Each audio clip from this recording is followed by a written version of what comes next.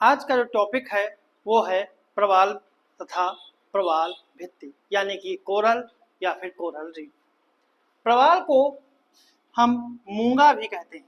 प्रवाल को हम मूंगा भी कहते हैं, मतलब कि अगर मूंगा और प्रवाल या फिर मूंगा या फिर कोरल।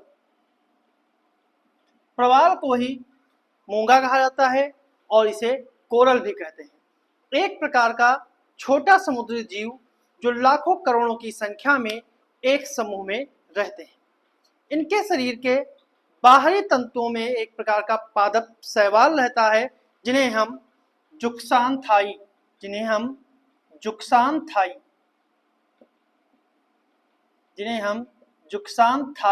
शैवाल कहते हैं, जिन्हें हम जुक्सानथलाई शैवाल भी कहते हैं। यह शैवाल जो है प्रकाश संश्लेषण की विधि से भोजन बनाता है और अपना विकास करता है, ठीक है। और ये संबंधित प्रवाल की सकल भोजन की मांग की लगभग 60% जो है मांग की आपूर्ति करता है और बाकी प्रवाल जो होता है वो 40% आहार की आपूर्ति जो है वो प्लैंकटन का शिकार करके करते हैं। मतलब कि एक शैवाल जो जुक्सानथलाई शैवाल है, यह 60% जो है वह भोजन की जो 60% की आपूर्ति है वह प्रकाश संश्लेषण की विधि से भोजन बना लेता है और बाकी 40% आहार की आपूर्ति जो है वो प्लैंकटन का शिकार करके कर लेता है। अब आते हैं प्रवाल भित्ति। प्रवाल भित्ति जो है एक प्रकार की कह सकते हैं कि ये कैल्शियम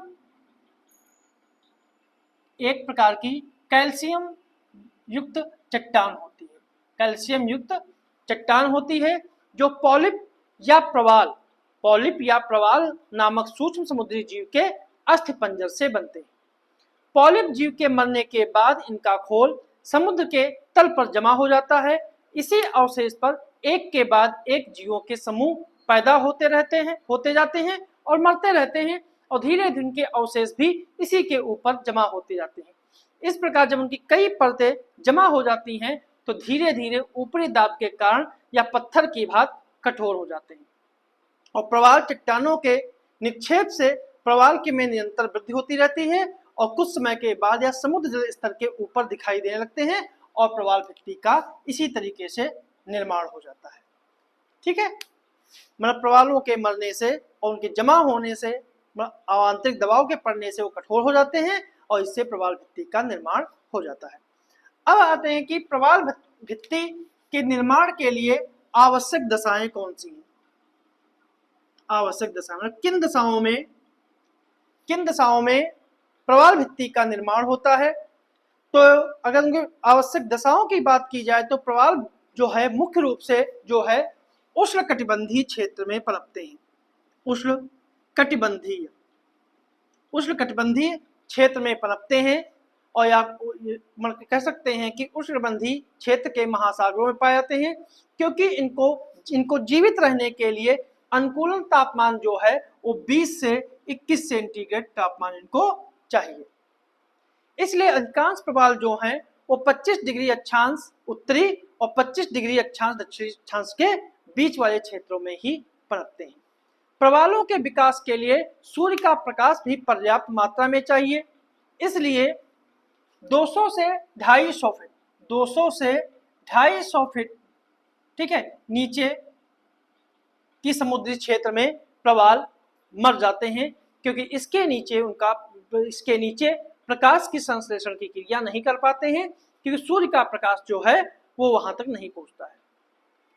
प्रवाल के विकास के लिए अवसाद रहित जो है वो स्वच्छ जल होना चाहिए, क्योंकि अवसादों के कारण प्रवाल का मुख बंद हो जाता है, इसलिए इनका विकास जो है वो नदी के मुहाने के समीप नहीं हो पाता है, क्योंकि नदी के मुहाने पर नदियां जो हैं अवसाद लाती हैं और समुद्र में गिराती हैं, इसलिए जहां पर किसी भी नदी का मुहाना होता है वहां पे प्रवालों की उत्पत्ति नहीं हो सकती। प्रवालों की उत्पत्ति और विकास के लिए अत्यधिक लवणता वाला जल भी हानिकारक होता है और प्रवालों के समुचित विकास के लिए 27 से 30% की लवणता 27 से 30% की लवणता अति उत्तम मानी जाती है। सागरी तरंगे और धाराएं भी प्रवालों की उत्पत्ति के लिए लाभदायक होती हैं, क्योंकि इन्हीं के द्वारा, इन धाराओं के द्वारा ही प्रवालों के लिए भोजन लाया जाता है। यही कारण है बंद सागरों में कम प्रवाल पाए जाते हैं और खुले सागर में अधिक प्रवाल पाए जाते हैं। प्रवाल झुंड अथवा समूह बनाकर रहते हैं, अतः वह उन्हीं समुद्र में ज्यादा पनपते हैं जहां का जल ज्यादा शांत होता है। अगर हम बात करें कि प्रवाल कितने प्रकार के होते हैं, तो अगर प्रवालों की हम बात करें, अगर हम प्रवालों की बात करें तो प्रवाल जो है स्थिति और आकार के आधार पर 4 प्रकार के होते हैं। 4 वर्गों में इन्हें बांटा गया है। पहला जो होता है उसे कहते हैं अवरोधक प्रवाल। पहला जो है वो है अवरोधक प्रवाल। अवरोधक प्रवाल, अवरोधक प्रवाल क्या होता है? अवरोधक प्रवाल जो है, जिसे हम बैरियर रीफ कहते हैं, यह प्रवाल भित्ति जो है सबसे बड़ी और सबसे विस्तृत होती है। यही जो है सबसे बड़ी है, ठीक है, और सबसे विस्तृत भी यही है। मतलब अवरोधक प्रवाल जो है वो सबसे बड़ी और सबसे अधिक विस्तृत है। महाद्वीपों के पास ये बड़े स्थलों और समुद्री चबूतरों पर इनका आधार पाया जाता है। इनका ढाल सागरों की ओर, सागरी क्षेत्रों की ओर तेज होता है और कह सकते हैं कि स्थल की ओर इनका ढाल जो है कम होता है। इसका सबसे अच्छा उदाहरण जो है वो है ऑस्ट्रेलिया। ऑस्ट्रेलिया के उत्तर पूर्व, ऑस्ट्रेलिया के उत्तर पूर्व में, उत्तर पूर्व के तट है उसके समीप जो है पाई जाती है great barrier reef. Great barrier reef, great barrier reef जो है वो विश्व की सबसे बड़ी अवरोधक जो है प्रवाल भित्ति है। दूसरी जो आती है वो है तटीय प्रवाल भित्ति। दूसरी जो है वो है तटीय प्रवाल भित्ति, ठीक है। सब दूसरी जो है वो है तटीय प्रवाल भित्ति। तटीय प्रवाल भित्ति क्या होती है? महाद्वीपीय या द्वीपों के किनारों पर निर्मित होने वाली प्रवाल भित्तियों को तटीय प्रवाल भित्ति कहते हैं। इनका सागरवर्ती, जो सागर की तरफ भाग खड़ा होता है और तीव्र ढाल वाला होता है, और स्थल की ओर इनका ढाल जो है वो मंद ढाल वाला होता है। इस प्रकार की प्रवाल भित्तियां का धरातल जो है जो आसमान होता है और असमतल होता है। स्थल के मुख्य भाग और प्रवाल भित्ति के पिछले लेगून का विकास होता है। मतलब कि स्थल की ओर जो भाग होता है प्रवाल का, वहां के मध्य भाग पर छिछले लेगून का निर्माण होता है, जिसे हम बोट चैनल कहते हैं। सकाऊ द्वीप समूह दक्षिणी फ्लोरिडा तट और मलेशिया के द्वीपों के सहारे जो है वो तटीय प्रवाल भित्ति पाई जाती है। फिर आते हैं तीसरा जो आपका है वलयाकार, वलयाकार प्रवाल भित्ति। वलयाकार प्रवाल भित्ति, इस प्रवाल भित्ति को क्या कहते हैं? इस प्रवाल भित्ति को कहा जाता है एटॉल। इस प्रवाल भित्ति को एटॉल कहते हैं, ठीक है। इस प्रकार की भित्ति का आकार जो है घोड़े की नाल या अंगूठी के समान वलयाकार होता है। इस भित्ति के मध्य में छिछली लैगून झील पाई जाती है। छिछली झील यानी लैगून झील पाई जाती है। किसी जलमग्न पठार के ऊपर गोलाकार या अंडाकार के रूप में इनका विकास होता है। ये वलयाकार भित्ति की समुद्र की सतह से ऊपर होती हैं। इनका कोई ना कोई भाग अवश्य खुला होता है, लेकिन ये सागर तट से सैकड़ों मीटर दूर स्थित होती हैं। प्रशांत महासागर में कह सकते हैं फिजी एटॉल, फुनाफुटी एटॉल और लक्षद्वीप भी जो है वो एक एटॉल का उदाहरण है। अगला जो है चौथा जो आता है उसे कहा जाता है प्रवाल द्वीप। प्रवाल द्वीप मुख्य महाद्वीपों से बहुत दूर समुद्र के बीच अलग अलग स्थानों पर प्रवाल चट्टानों के चबूतरे बन जाते हैं। जब कभी ये भूगर्भिक उत्थान के कारण समुद्र तल से ऊपर उठ जाते हैं तो इन्हें प्रवाल द्वीप कहते हैं। द्वीपों की रचना में प्रवालों के अलावा रेत, गोलास और अन्य कैल्शियम से युक्त जीवों के निक्षेपों का भी सहयोग रहता है, जैसे ग्रीन द्वीप, लक्षद्वीप, कैप्रिकॉर्न इसके प्रमुख उदाहरण हैं। फिर एक प्रवालों से संबंधित एक वर्ड आता है जिसको कहते हैं, जिसे कहते हैं प्रवाल विरंजन, जिसे कहा जाता है प्रवाल विरंजन।